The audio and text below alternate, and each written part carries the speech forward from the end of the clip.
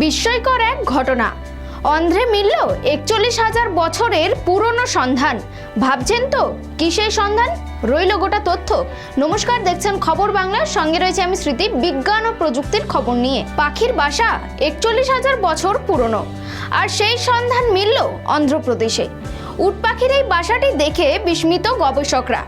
অতিকায় বাসাটিতে ছিল ৯১১টি ডিম। ভদোদরা বিশ্ববিদ্যালয়ের এক প্রত্নতত্ত্ববিদ এবং জার্মানি, অস্ট্রেলিয়া ও আমেরিকার বিশেষজ্ঞদের নিয়ে গঠিত একদল অন্ধ্রপ্রদেশের প্রকাশম নামের এক ফসিল অধ্যুষিত অঞ্চলে অনুসন্ধান চালাচ্ছিলেন।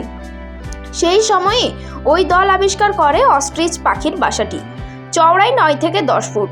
সেখানে ৩০ থেকে ৪০টি ডিম থাকতে পারে, কিন্তু ছিল ৯১১টি ডিম। প্রসঙ্গত, উট পাখি একটি প্রাচীন মেগাফোনাল পাখির প্রজাতি। বিরাট চেহারার এই পাখিদের মেগাফোনাল গোত্রের প্রাণী হিসেবে ধরা হয়। ভদোদরা বিশ্ববিদ্যালয়ের প্রত্নতত্ত্ব ও প্রাচীন ইতিহাস বিভাগের সহকারী অধ্যাপক দেবরা অনিল কুমার সংবাদ মাধ্যমের সঙ্গে কথা বলার সময় জানিয়েছেন, এই আবিষ্কারের মাধ্যমে পরিষ্কার হয়ে গেল ভারতের মেগাফোনাল প্রজাতি বিলুপ্তির পথটি।